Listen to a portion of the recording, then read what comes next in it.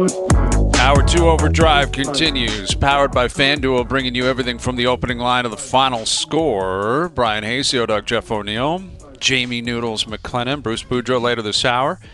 I've got my five-pack I will touch on a little bit later this afternoon. And we were just talking about Connor Hellebuyck, and I'm seeing people tweet in and text in like, well, if you're going to say that about Hellebuyck, why don't you say that about Matthews and Marner? And, yeah, that's what we've been saying. I mean, the Winnipeg Jets and the Toronto Maple Leafs have to prove that they're different. The way you prove you're different is you win 4 games at a time. Am I missing something? Have Matthews and Marner, they been garbage or something? I think they've played well. I mean, I have noticed that the conversation about them, I think there's a history. There's been such a focus on the core 4. There's such a focus on them, their contracts, their future. Matthews in particular has not scored a lot of goals in the last couple of years in the playoffs. That is true. I think he's got 2 goals in his last 14 games in the playoffs. That's not good enough. He's got to score goals. But I think what Berube has been preaching all year is a system, is a way of playing, is a buy-in, you got to check, you got to show up, and I think they've done that well. I think the two of them have done that well. Marner's put up points. They've been very good on the power play at times. Is there more to give offensively? Absolutely. And is it in their best interest tomorrow night to show that? Absolutely. But the Leafs are up 3-1. I think you're poking holes if you're trying to look at either of those two guys and saying, what, they should have swept because those two guys were supposed to do it themselves on Saturday night. I'm not sure what the take is on that. No, I don't know why we're arguing with the clouds. You know what I mean? All we're doing is Leaf fans. I don't think it's the clouds, Noodles. I mean, there are people I'm saying that you look just at said these people two are guys. pointing out about Winnipeg as opposed to the Leafs. 2 separate series. Winnipeg goes down there. Now, Winnipeg, you could argue if they go in and play well one game on the road, they could be up 3-1. They got run out of the building both nights. And, to me, they need to regroup. Doesn't mean they can't, because I thought they played well in games 1 and 2. Yeah. They deserve to be up 2-0. That's the thing, Jamie. Being up 3-1 in a series, it's difficult to pick apart players and be like, where are these guys? Now, this will start gaining momentum if they're nowhere to be found tomorrow night and Ottawa wins 5-1, and then it's just the engine is just going to fire up tomorrow night if that happens. So. I think it's fair for us to just point out what's in front of us. There's series that are 2-2. There's series that are 3-1. Tampa, Florida, I think play tonight to see where that gets to. So everyone's at a different phase of this. Edmonton. Games 1 and 2, they're down 2-0. You're going, okay, what the hell's going on? They haven't played a full 60 minutes. Then they didn't even play a full 60 minutes in either one of those games, but they found a way to win. So now it's a best of 3 there. It's a best of 3 going back to Winnipeg, and they're the best goalie on the planet. I was one of the votes. He was number 1 in my heart ballot. I had him ahead of Draisaitl because Draisaitl missed the last 10 games of the season. He might win the Hart. Connor Hellebuyck could win the Hart. I know lots of people that voted for him, the number 1 spot or the number 2 spot. So it comes out today, the Vezina finalist. No, he's been pulled 2 games in a row. Unanimous. We have to talk about it. Of course. And the tone is weird different. Timing the Vezina thing. It's tough timing. Man. Yeah, I mean, and he's it is a feather in his cap. He's going to win it unanimously, and he may win the Hart. Obviously, he's focused on other things right now, as he should be. And the goaltender position is so different than the first-line center or first-line right wing. You're on an island, and it's a very different conversation. But, as for the Leafs, you look at it, naturally, they lose 1 game, and then you start to see the stats that you referenced, 1-12 in elimination chances since 2018. Matthews in his last 14 playoff games, 2 goals. So I do look at him, and I think it's going to be intriguing to see how he plays tomorrow, because I think collectively as a team they've played well through 4 games, and they had a chance to sweep. They were in overtime, game 4, up 3-0 in the series. If I'm Craig Berube, I don't think I'm asking Matthews to do anything different. If anything, I need him to continue to play the exact same way he has been. Don't change your game because you lost 1. Same thing with Mitch Marner. If you get an opportunity, you got to close. Clearly, that's what is expected of you. But if you're a Leaf fan, does it matter if Matthews is the one that scores the big goal to win the game? Doesn't to me. Who cares if it was Domi or Simon Benoit or Matthews or Marner? It's been too long of focusing on the play, on the core four and the main players. And I think it's refreshing if you can start talking about different players. Oh, let's get that very clear, Hayes. Like if it's Perfetti that gets 3 goals tomorrow and he's the guy that we talk about, great. It's about the win. Exactly. Who cares about the individual stat sheet? That doesn't mean you can't play and perform or have that expectation of players. There's connections. There's fan connections, media connections with losses and individuals that are high-priced guys that don't get it. Naturally. Obviously, it's natural. And it's if you don't get it done and there's losses, it's like, hey, man, it's the playoffs. Remember, you're connected to this loss stuff, so what's going on here? And it gets people buzzing, like us 3 idiots. And I'm sure our next guest, here he is, our main man, Bruce Boudreau, our TSN Hockey analyst, joining us here on the Maple Toyota Hotline. Bruce, what do you make of the game of Auston Matthews in particular through 4 games this series? Well, all I know is they're up 3-1. Whether he's got 1 goal and 4 assists or it doesn't matter. He's doing his part. You'd like to think that he did have 5 or 6 goals, but he's not. But you know what? Matthew Knies has taken over for that spot. So he's doing what Auston would have done, say, this time last year. But, I mean, talk about responsible play. He's been as responsible as you can get. And I think that's one of the reasons that the Leafs are where they are right now. I agree. I think Marner, I think all of them have clearly kind of bought in. They have a formula here, Bruce, where they're making it very difficult for Ottawa to get on the inside. They're trying to be on the right side of the puck. They're playing with poise. I think they've played well with the puck. They have not turned it over a ton or in bad areas. So I think the Leafs have played as well as you could expect through 4 games. What would you think the messaging is from Craig Berube going into Game 5 tomorrow night? My message would be, you play like you did the other night, which I thought they were great the other night in Ottawa. I really did in Game 4. I mean, what did they allow Ottawa? 6 shots in 2 periods. They blocked another 20-plus shots. I mean, there was one, I wish I had this, wasn't radio and TV, and I could demonstrate. There was one shot from the point where you could see all 5 guys in perfect position in front of the net. There's no chance this puck is getting through. And so they're all coming back. Where at this time last year, there might have been 4 guys in front or even 3 guys and 2 guys anticipating the puck getting picked up by a Leaf, and they're already at the red line looking for the breakaway pass. And that's the big difference, is they're taking care of their own zone. They are not allowing anything. And that's the way in the end. If you look at how the Stanley Cup is going to get won, it's not going to be a 7-5 game in the finals.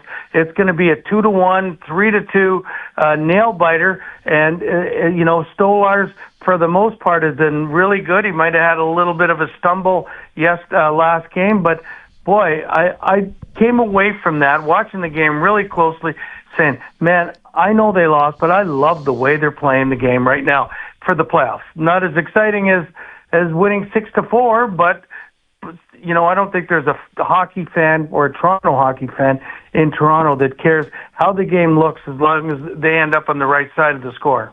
Brucey, what is it about star players and making things happen in the playoffs? You had Ovi and Wash.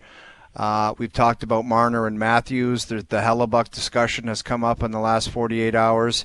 Like, is it fighting through adversity? Is it just getting it done? I mean, does the intensity have to go up, or is it simply you got to find another level? Like, how could you put your finger on it, how you would address it with a star player and what they actually need to do to have success in the playoffs? Well, you know what? Never being a star player at that level, I don't really know what they should be doing.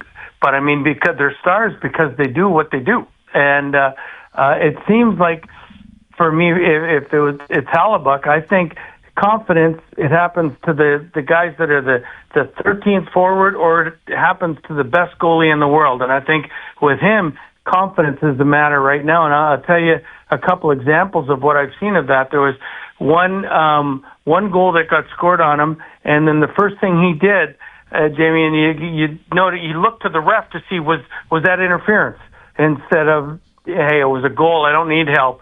There was another when he went off the ice. I think he was so upset that he went off and he didn't come back to the bench. And these are signs where if you're the coach, you've got to just, no matter who it is, you got to build them back up. And if you're one of the players on the team, or if you're the captain of the team, you got to sit there and go, hey boys, this guy has bailed us out every game. Or so many games this year. We got to maybe able to help him a little bit. And the reason I say that is Winnipeg had not one block shot in the third period last game, and they only had 2 forwards block shots in the whole game, and 11 total. That's not enough when teams are coming at you the way St. Louis is coming at you. You got to have help from the forwards, the D, and the goalie if you want to succeed. That's why I think the Leafs are doing it so well, is because they're getting help. Everybody is bought into the way this thing is going to be played, and that's why I think they're going to win. So, Bruce, when you look at the buy-in, how about your adjustments? And I just, if you're Scott O'Neill and you look how well you played in the first 2 games on home ice, and then you go on the road and they're extremely physical. St. Louis is extremely physical on Scheifele, and they make him pay a price. They get to your starting goaltender. What is your messaging to those individual players, either on the plane or when you get back home, to maybe build them back up? You like you said, you just laid out how you would talk to the team and say, hey, let's help bail these guys out. But would you pull them in individually and have those conversations? Well, for a guy like Scheifele, because they're running him every time he touches the puck, and I believe that's the right thing to do if you're the opposing team. The only thing you could say is, hey, they're not going to stop doing it. You got to fight your way through this and prove to the world how great a player you are by fighting your way through this and going out and being the successful player that you are. There's not much you can do. You can't. There's not a chance you could say as a coach, hey, listen, I'm going to get him away from this guy or that guy, because everybody on St. Louis is doing the same thing. It's why they lead the league in hits. And one of the reasons I think they're being successful right now is they haven't stopped. They're wearing down this Winnipeg team. They keep hitting, and they haven't changed. The first game, they're hitting, and Winnipeg wins. The second game, they're hitting more, but now it's into overtime. The third game, they're just keep pounding at them, and it ends up a big loss, and the same with Game 4. So you have to expect that St. Louis is going to come out and keep doing the same things. So these guys, sometimes the goalies can look for help, like from the forwards and that, but individuals, sometimes you got to say, hey, man, listen, I want to help you. I'll help you any way I can. I'll get you away from this guy that's running you all the time, but they're all going to come at you. So you better be prepared and fight through it and do what you can do to deliver for us, because you're the guy we count on. Bruce, yeah, I'm sure you'd agree. It also it forces you to be dialed in on your power play, because it might be one of the only times you have some time and space and to make some puck plays. I just should go back to my days playing against the Devils. There was nothing 5-on-5. You know how they used to check. And if you got a power play, you better make them pay, and you better be at your best, because that might be your only time to do something different than 5-on-5. Agreed, 100%. Because, if you score on the power play, then maybe they don't come running at you as much because they're afraid to take penalties. And right now, I don't think St. Louis has a fear, because correct me if I'm wrong, but I don't know if Winnipeg has got a power play goal yet in this series. So if they have, they haven't got many.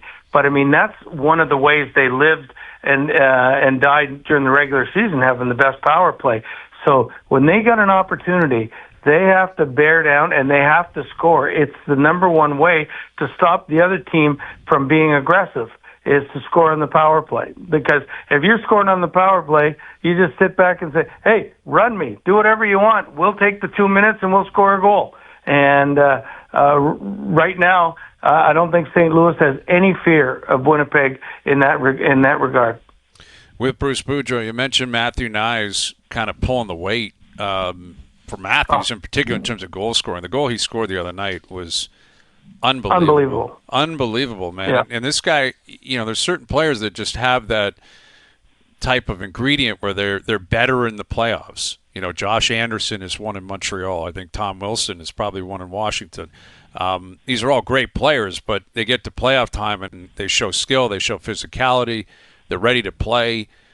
Like, what is your ceiling for Knies? He's 22 years old. You look how he played last year against Boston, even the year before coming out of college, what he's done through 4 games this year. Where do you see this going for him in the next 2, 3, 4 years? Oh, to me, he's going to be a star. Like, I mean, if he's not already a star, he's a star in Toronto, but he is going to be a star. Like, I mean, he takes the hits. He goes to the front of the net.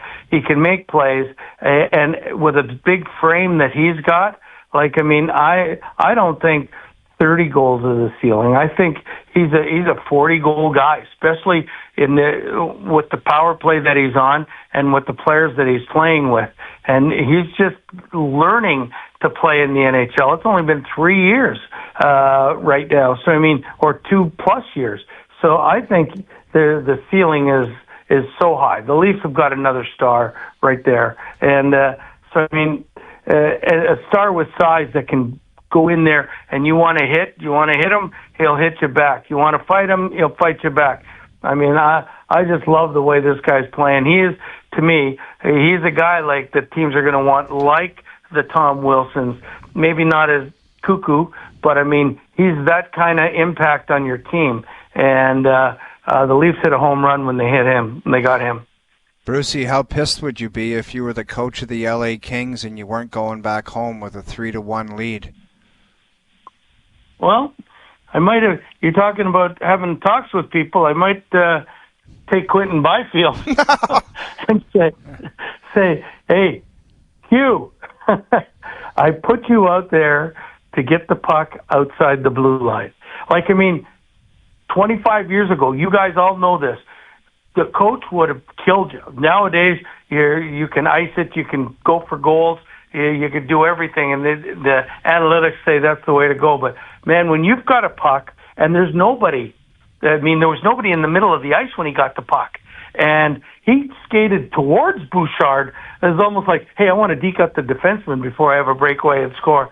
And, like, I mean, it might be forgotten if LA goes on to win the series. But if it doesn't, if they don't go on to win the series, that play will not be forgotten for an awful long time in California. Yeah, I agree. And Jim Hiller was a little bit chippy after in his media as well. As he was being asked why you're sitting back. You had your foot on the gas for a period and a half, almost 2 periods, and then they just basically sat back and and tried to defend the lead instead of going at it. So, that is something that I think LA has to try and change, maybe in their own building. I mean, they're dominant in their own building, though, Bruce. Like, that's one thing that they can hang their hat on is you're going home to a place where they've lost, I believe, 7 games all season long. Which is yeah. Go ahead. Go ahead. Sorry. I was going to say, well, here's my reason why, and I've been talking about this all day on different platforms, is they had 4 defensemen that played over 30 minutes last game. I mean, and the reason they can't continue it, that's too much hockey. They're going to have some faith. One defenseman in basically a 4-period game played 2 minutes, okay? One defenseman played 11 minutes. One defenseman played 36 minutes, 34 minutes, 32 minutes. You can't expect them to keep going up the ice and down the ice. I mean, it's like you're sitting there and you're hoping to win. When in the first 2 periods, when you're fresh, yeah, they've had commanding leads. But, I mean, it's like Edmonton has just sort of waited and started churning, and now they're not coming up to the red line. They're not following up with the play, and because they can't. And I think Hiller's got to understand that 5 and 6 defensemen, you got to have a little bit of faith in, even if it's just putting them on in positions where, hey, go for 30 seconds. But, I mean, when you play almost 80 minutes and the one guy plays 2 minutes, that means basically 5 defensemen played the whole game, and one of them only played 11 minutes. you're not going to be offensive in periods 3 and 4. You can't. There's just no energy. With Bruce Boudreau, Mike Sullivan was let go down in Pittsburgh today, and now you're looking at vacancies around the league. Bruins, Rangers, Flyers, Blackhawks, Ducks, Kraken, Penguins. 7 teams. Like basically 25% of the league doesn't have a coach right now. What do you make of all the turnover in the league, Bruce? I mean, I think it's almost that's hockey. Like, I mean, I don't like it unless when I'm working. Yeah, I do you like get it one when of those I'm jobs? Yeah. You know, but I mean, it is what it is right now. Like, I mean, I think Mike is going to get a job as soon as he wants a job. I think there's other teams in the league that are saying right now, hey, we don't mind our coach. He's got another year left on his deal, but we got a chance to get Mike Sullivan. Let's go get him. And, you know, and they might do that. So, I mean, it opens the door, and I think Sully is going to have a chance at any job that he wants, I think. I mean, I almost feel, and I have no clue, but I feel that the conversation when he called him in, Mike said, you know what, I don't know if I can do anything more with these guys. I've been here 10 years. Maybe my what I'm trying to say isn't getting through to a few of them now. So maybe it's time to make a change. I don't because he knows he's going to get another job. As much as he's done with that group, I don't think he wants to go through another year or two of missing the playoffs. And as it stands right now, I mean, I don't think they're good enough to make the playoffs for another year or two. And then who knows what's going to happen after Sid retires. Well, that's it. That's the next question. And, I mean, Sid's not going anywhere anytime soon, you don't think. That's the part of the problem. It's Sid. It's like you can't disrespect Sid by saying we're going to suck. And it's like you have to have this fake this fake idea of we're going to be a contender because we have Sid. The team's terrible. Yeah. They've proved it in 2 years, but you're not allowed to say it because Sid's there. Well, they're begging for him to want out.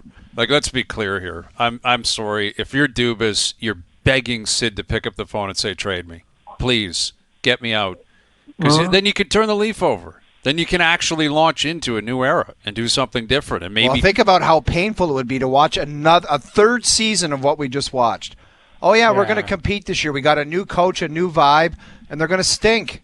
It's just crazy. Listen, yeah, no disrespect to any of the players or anything, but in the summertime when your big signing is Kevin Hayes, as soon as I said that, I said, you know what, they're not going to win again. They're not trying to win because, I mean, they got to go for somebody better. Like, I mean, if all of a sudden they opened everything and said, Mitch, what do you want? And we'll give it to you, and you get to play with, or Sid gets to play with you for a year. Not that it's going to wow Mitch because he's been playing with Matthews for umpteen number of years, but I mean, it would show the Penguins that they're looking to get better and they're looking to make the playoffs. So, but if they end up signing guys that are middle of the road guys just to fill up the roster, I mean, if I'm Sid, I'm going, I can't go through this again, can I? And but. I mean, I know how much he wants to stay a Penguin, but I know how much he wants to win too. So I mean, it's a real tug of war between your conscience with the one angel on the one shoulder and the devil on the other shoulder talking to each other, as we've seen in many movies before. Absolutely. Thank you for this, Bruce. We'll do it again soon. Appreciate it. No problem. Thank you, guys. Bruce Boudreau joining us here on the Maple Toyota Hotline. Drive the built-in-Canada, fuel-efficient, fun-to-drive Toyota RAV4. Gas or hybrid models available. Visit mapletoyota.com. Yeah, I mean, we're not going to do the song and dance. Sid should want out, blah, blah, blah. We've done it so many times. He's going to make up his own mind. But if I'm Dubas, I'm just begging for him to pick up the phone and say, get me out. Like, you can't, because Sid's too good. He's going to keep them competitive where they're going to miss by 3 points or 5 points. Like, you got Gavin McKenna coming up. You got a couple of young kids coming the next couple of drafts that are look like rock stars. This McKenna looks like a player. Yes. There's some kid, though, I think a year younger. I was watching clips of him over the weekend. Some kid from, like, Medicine Hat or something. They're saying, wait till you... It's Mickey DuPont's kid, isn't it? Isn't it? Okay. The defenseman. Like, I played with Mickey, and I talked to Craig about him the other day. Like, this kid, he's exceptional status. I think he's 15 years old, playing in the Western League. Mickey DuPont. I played with Mickey. He was awesome. Mickey DuPont. But his son, apparently, I could just see, like, Mickey, you want to go for beers? Yes.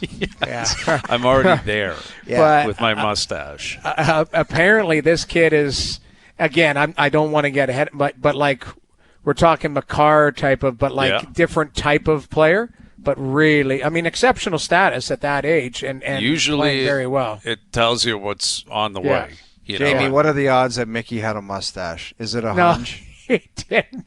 He didn't? Honest, Mickey, if Mickey played in today's game, okay, he would be an all-star because he was a small right-shot defenseman. And I'll tell you a funny story about... Dude, I had him as a guy with a long feathered mullet and a mustache that was just his crushed dad. people. I loved his dad, DuPont. and his dad hanging around because he was a Calgary guy and got to play for the Flames. He was unbelievable.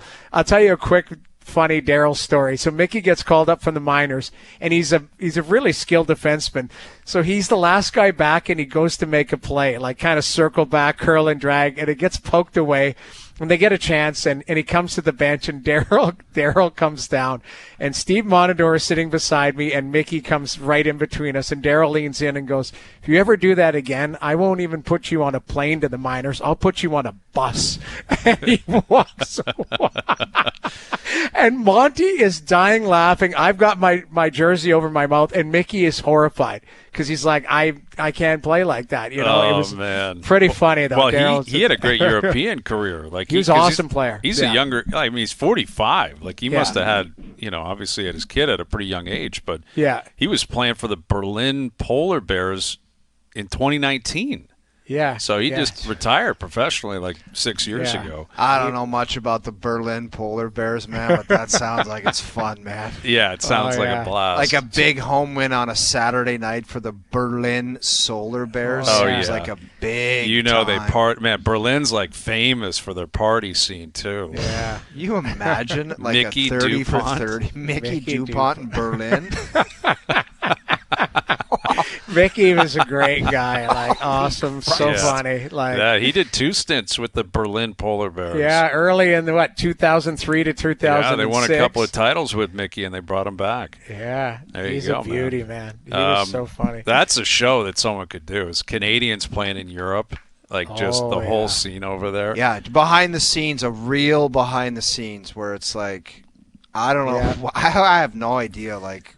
I'm getting to I don't know what guys would be getting up to, man. But I don't know either. Wild scene. But there's some great cities over there, man. It's a very good scene. Yeah. So his son Landon is playing as a 15-year-old in the Western Hockey League for Everett. He had 60 points in 64 games as a defenseman. 15. Yeah, that'll do it. 15 years old. That'll cut it. Yeah. Okay, well, that's what's coming for Canadian hockey, man. Like we talked about that a lot at the Four Nations, where sure the depth of the Americans have maybe caught us, the high end talent has not. Like it just hasn't.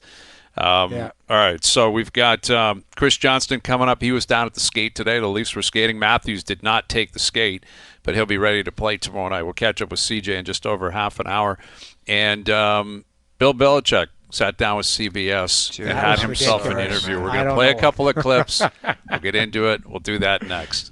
All right, someone tweeting me in with a clip I was talking about. You were talking about Mickey DuPont's kid, who's unreal, and he's already in. Yeah, Landon. He's in Everett. Yeah. There's some other kid named Maddox Schultz. What a handle that is, too. Yeah.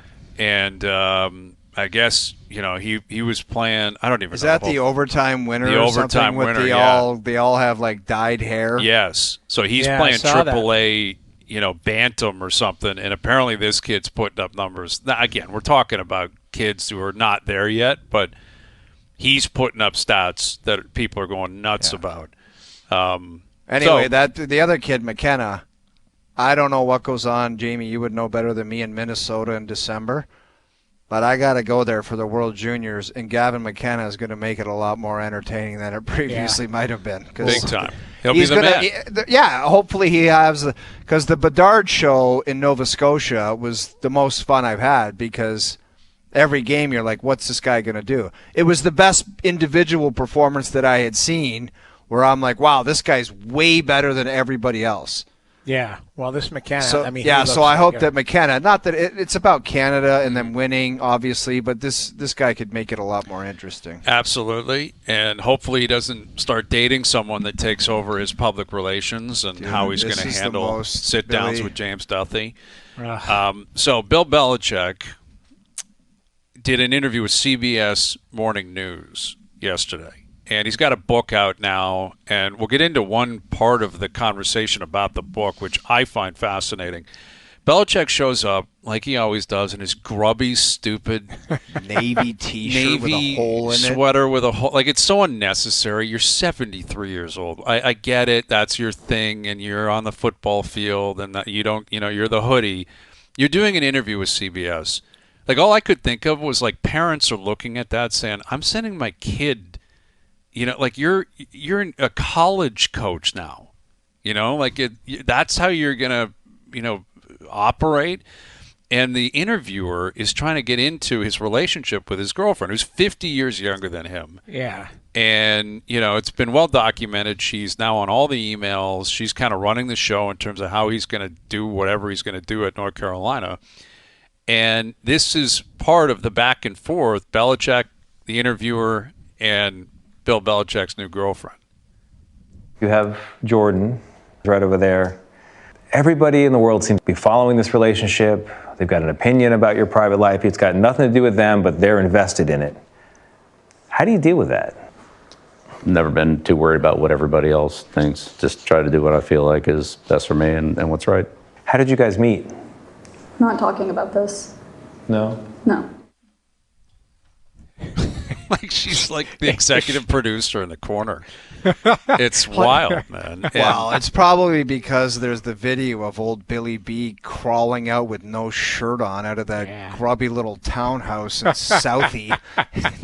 He was all boiled up the night before, and the door cam caught him, and he was going to practice. Right. But isn't it strange? Like, what couple doesn't talk about how they met? Yeah. Like that's really strange, dude. Like, you ask me, I'll tell you the backstory. Everyone's got a backstory, how you met your wife. But dude, why do you need a relationship where she's 50 years younger than him, and she's all of a sudden calling the shots? Because Bill Belichick, of all people, is not media savvy enough to know what the hell he's doing.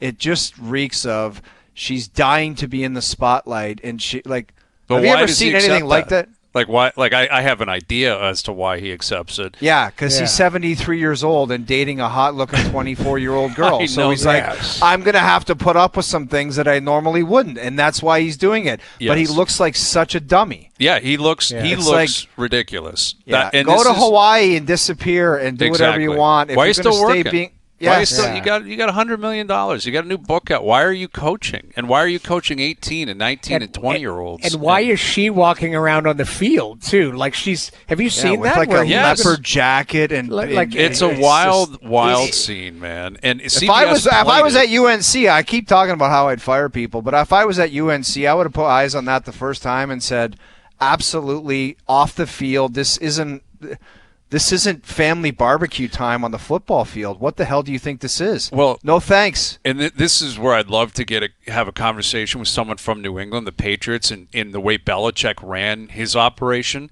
Like, remember Brady's guy, the TB12 guy, that Alex Guerrero? Yeah. Belichick looked at it and said, nope, no chance. You're not around. What are you doing? You're not around the players. You're not around the team. Who are you? All the great NFL coaches said to have run the tightest ship than any other coaches around the league. And now this guy, he has his girlfriend running the operation. It's a very awkward, weird situation. Look at this. If I ran football or sports at UNC, I'd be like, no thanks.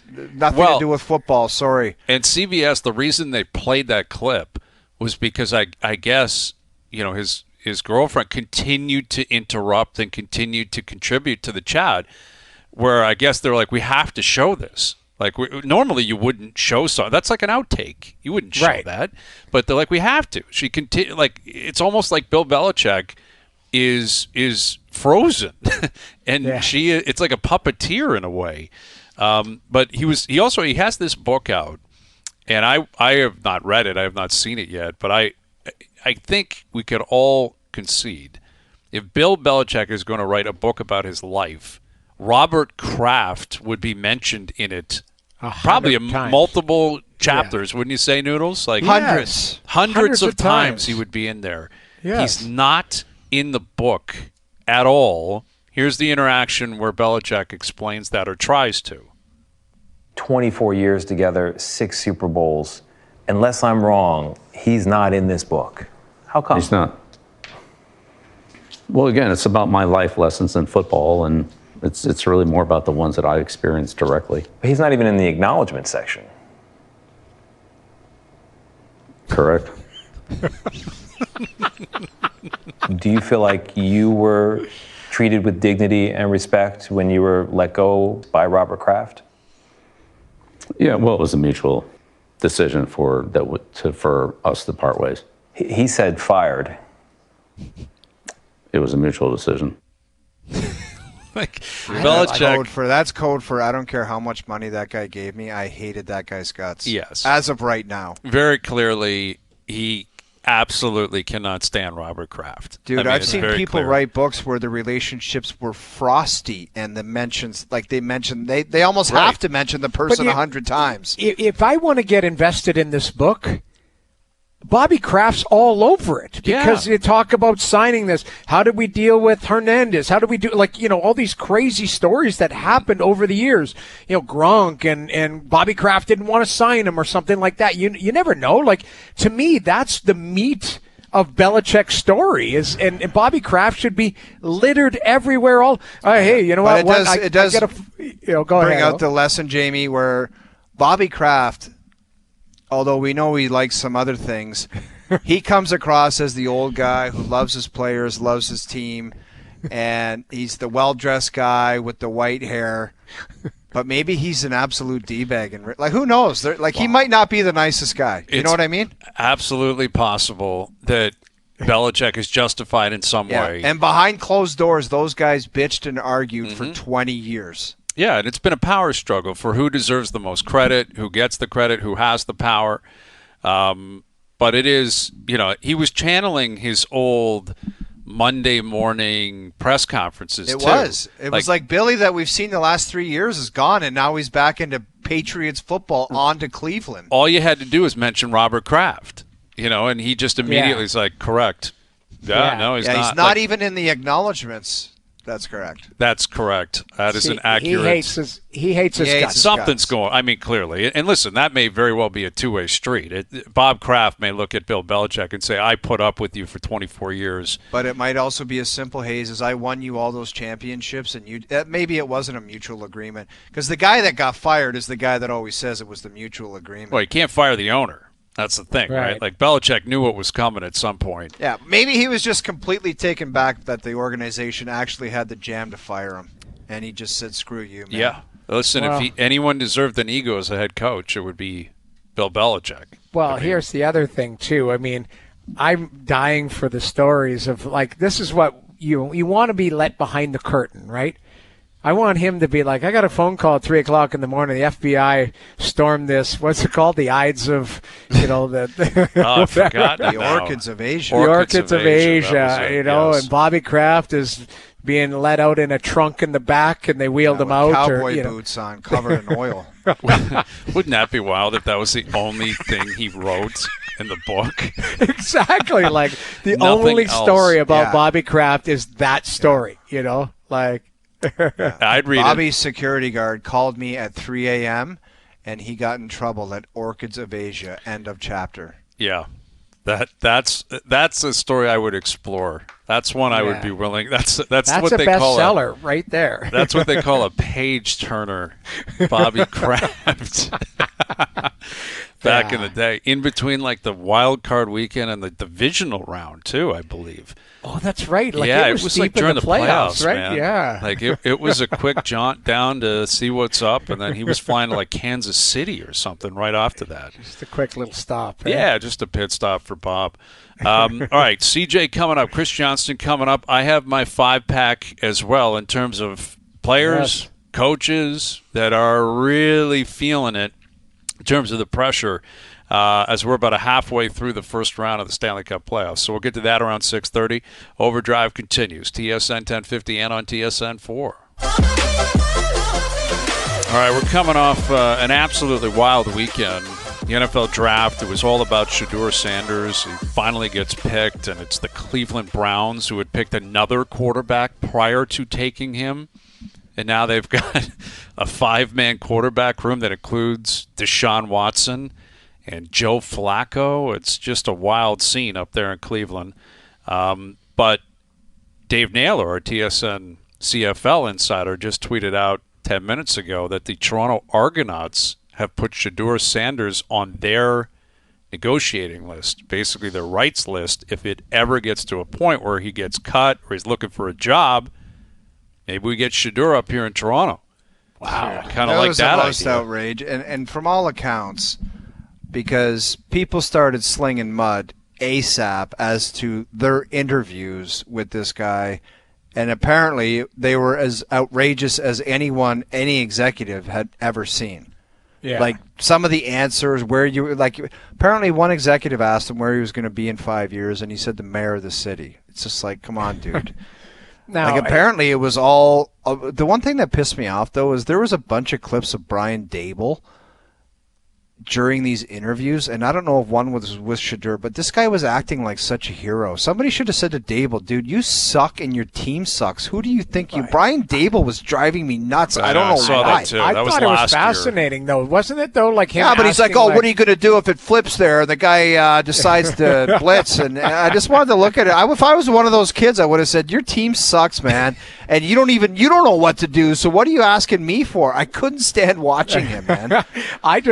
I watched it as a fan going, that's pretty fascinating. And I thought those kids really quickly on the fly were thinking, big picture. I thought a lot of the interviews were awesome, though. Like the responses to him. Some of them were cool. It was just Dable saying, I wouldn't have done it. I don't know why. I don't even know that. We never talk about that guy, but he was driving me insane. Well, the Giants, they were one of those teams with the third pick that some people thought maybe would take Shedeur Sanders.